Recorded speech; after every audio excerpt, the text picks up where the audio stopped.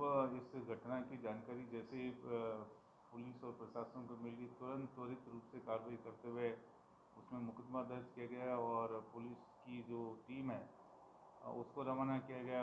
जो पाली के पुलिस अधीक्षक हैं महोदय हैं, उनसे भी चर्चा की गई और कोऑर्डिनेशन करके और अविलंब आज सुबह टीम गई थी और आज सुबह उनको गिरफ्तार किया। इसके अलावा भी जैसे मुझे और एसपी साहब को जानकारी मिली थी तो हम सुबह संयुक्त रूप से सबसे पहले देवला में जहाँ पर ये वाक़या हुआ था, घटना हुई थी, उस स्थल का मौका दिखा। उस स्थल के आसपास जो दुकानें थी और जिस दुकान पर ये जो महिला सिलाई का काम करती थी उनकी जो मालकिन है उनसे भी बातचीत की गई और उसके बाद में उनके गांव काफ़ी दूरस्थ गांव हैं, काफ़ी इंटीरियर में गांव हैं, वहाँ पर भी जाना हुआ, वहाँ भी परिजनों से बात की और सबसे हौसला बढ़ाया सभी का। और जब हमें ऐसा लगा कि इसको थोड़ा फर्दर मेडिकल चेकअप की आवश्यकता है तो उसके लिए फिर मैं एसपी साहब हमारे एसडीओ है बीनू देवल कोटड़ा, उनके साथ में उसको रवाना करके उसको सारा चेकअप भी कराया।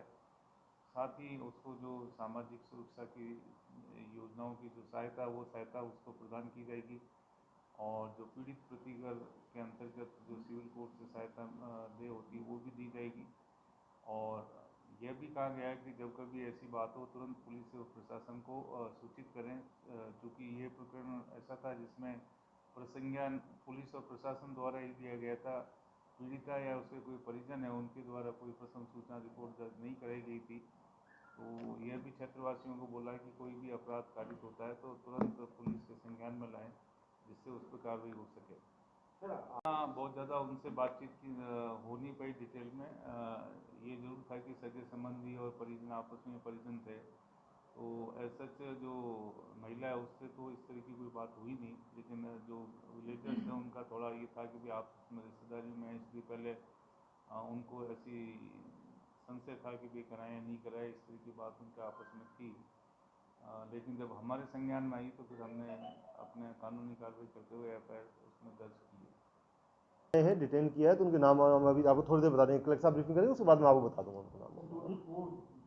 टोटल 4 लोगों को हमने पूछताछ के लिए डिटेन किया है, जिसमें से 3 का रोल तो स्पष्ट है, एक के रोल में थोड़ा कंफ्यूजन है, तो हम क्लियर करके ही बता पाएंगे।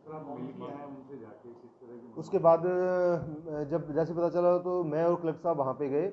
वो अंदर जाके काफ़ी इंटीरियर में उनका मकान था। वहाँ पे हमारे जाने का मकसद इतना था कि उनको किसी भी प्रकार की कोई मेडिकल की सहायता या अन्य कोई सहायता देनी हो, उपलब्ध कराई जा सके। जब वहाँ पे गए तो वहाँ पे पता चला कि उसकी हालत थोड़ी उस टाइम तबीयत नासाज थी, तो तुरंत कलेक्टर साहब ने निर्णय लेते हुए वहाँ से उनको अपने साथ लाने का निर्णय लिया। तो उनको हम साथ में लेके यहाँ पे हॉस्पिटल में लेके आए, उनका पूरा चेकअप करवाया गया।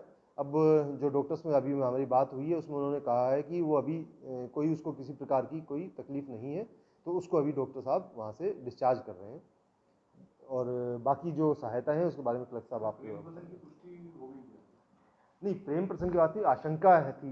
जिस महिला ने उसको आगे निर्वस्त्र करके मारा पीटा, उसको आशंका थी कि उसके पति के साथ उसका अफेयर चल रहा है, पर अभी तक ये बात पुष्ट नहीं हुई है। उस महिला से जो हमने बात की, जो पीड़ित महिला है उससे बात करी, तो उसका कहना है कि मैं उस व्यक्ति को केवल सामाजिक तौर पर जानती हूँ, क्योंकि दोनों एक ही समाज के जाति के रहने वाले हैं, इसलिए आना जाने टाइम कभी कोई बात हुई तो हुई हो। उसका तो ये कहना है कि मेरा उससे कोई अफेयर नहीं था, मैं केवल जाति बिरादरी के नाते, समाज के नाते उसको जानती थी। उन्होंने तो 10-15 महिलाओं का नाम उसमें लिखवाया है, पर वो तफ्तीश से स्पष्ट होगा कि 10-15 थी या नहीं थी। जो वहाँ पे अभी जो स्थानीय लोगों से बात करी तो उसमें पता चला कि कुछ महिलाएं आसपास उनको छुड़ाने भी आई थी। तो जिस टाइम उनकी साथ ही घटना कारित हो रही थी, उस टाइम की मनोस्थिति में आदमी डिफ्रेंशिएट नहीं कर पाता कि कौन मारने वाला है, कौन बचाने वाला है।